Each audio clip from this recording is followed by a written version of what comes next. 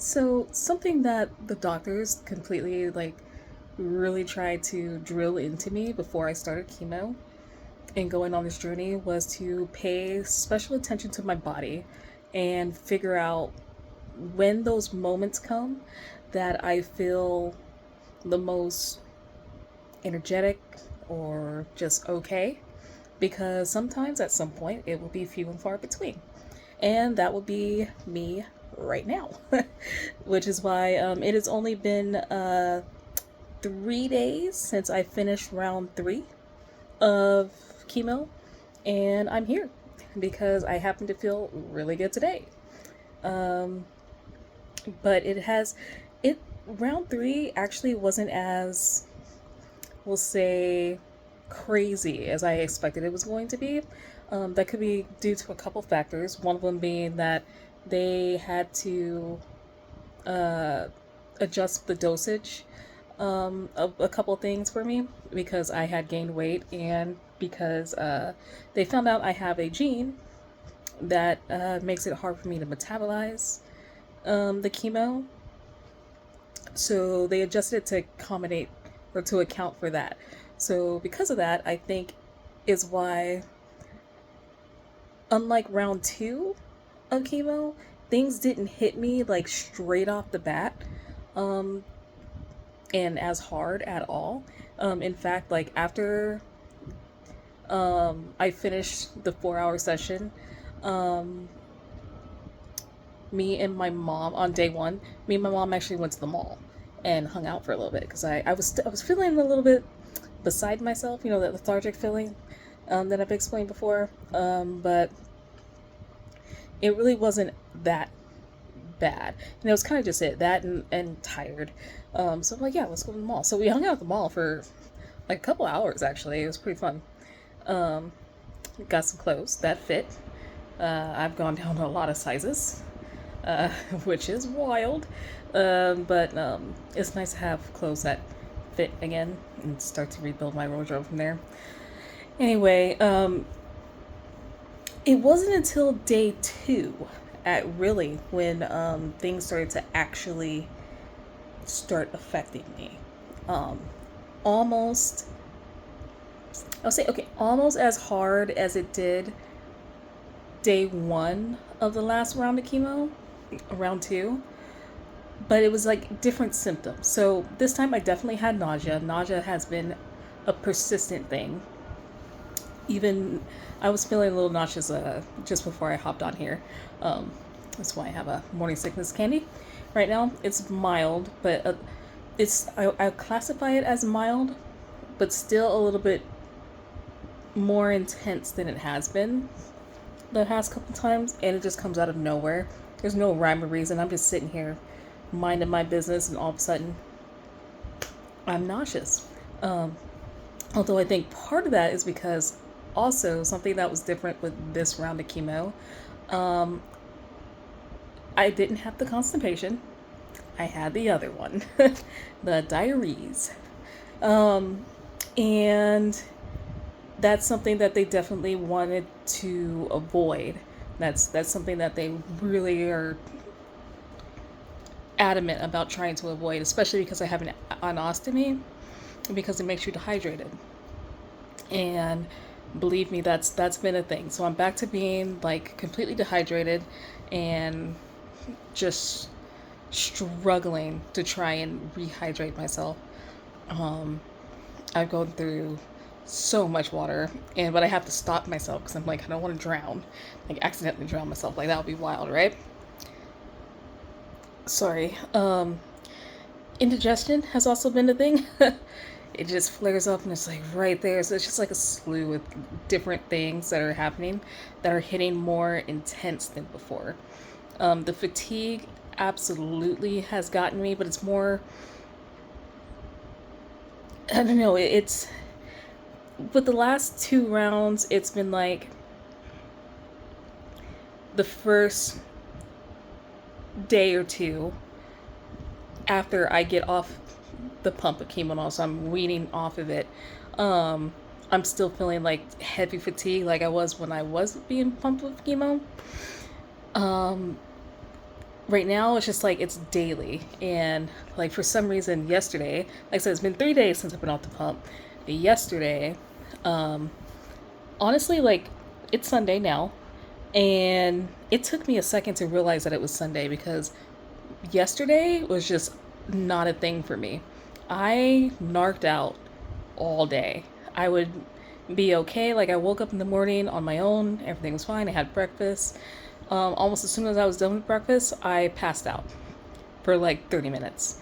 Um, and that's when I woke up and noticed, there was something wrong uh, with my ostomy bag. Nothing wrong with it, but uh, I had the diarrheas, obviously. And it was pretty crazy because the bag was completely full, which is not normal for it to be going like that fast. Getting to some ostomy stuff right now. And so I knew like the chemo was definitely, whatever they adjusted is definitely having an effect on that right now.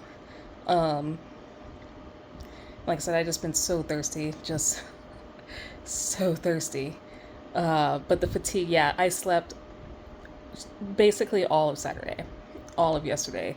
It is just a blur. I was definitely up more so today.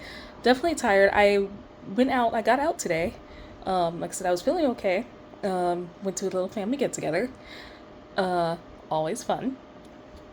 And wasn't experiencing anything. I just being outside and I guess just not thinking about anything, thinking about it, definitely helped.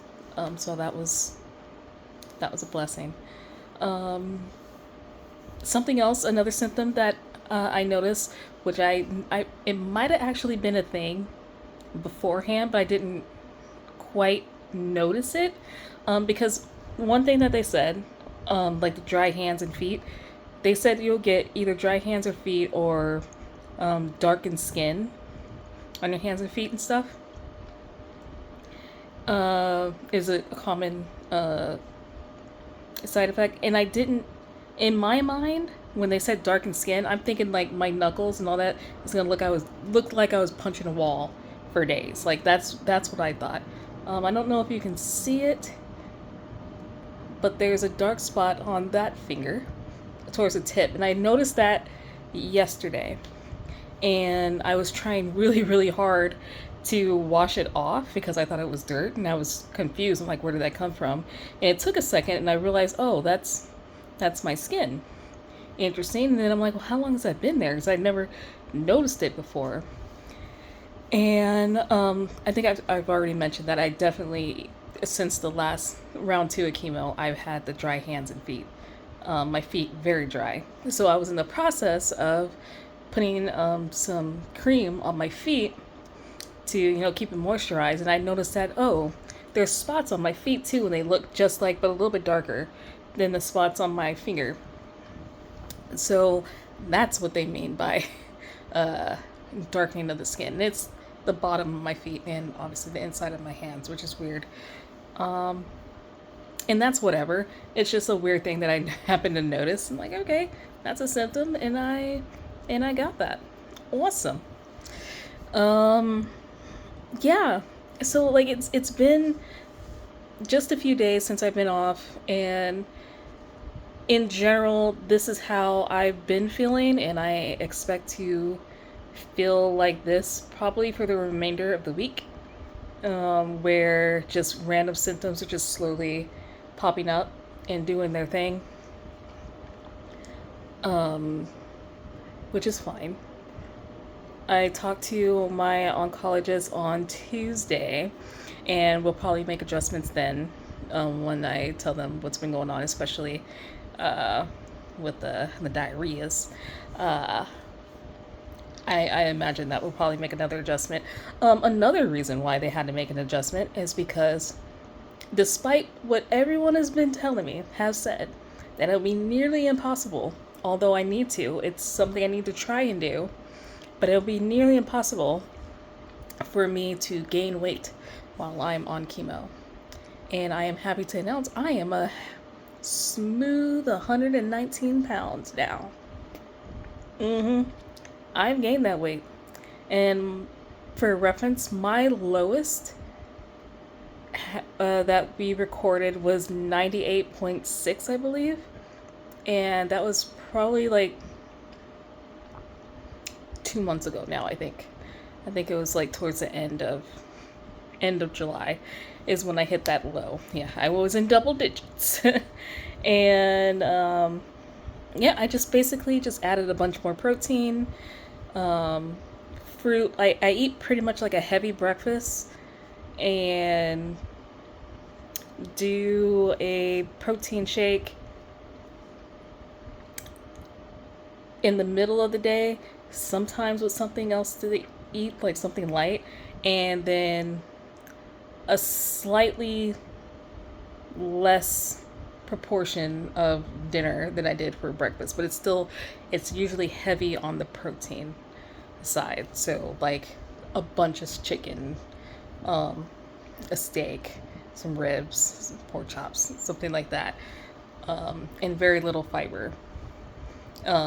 That's also because of my ostomy. I'm supposed to have a little fiber, and I understand why.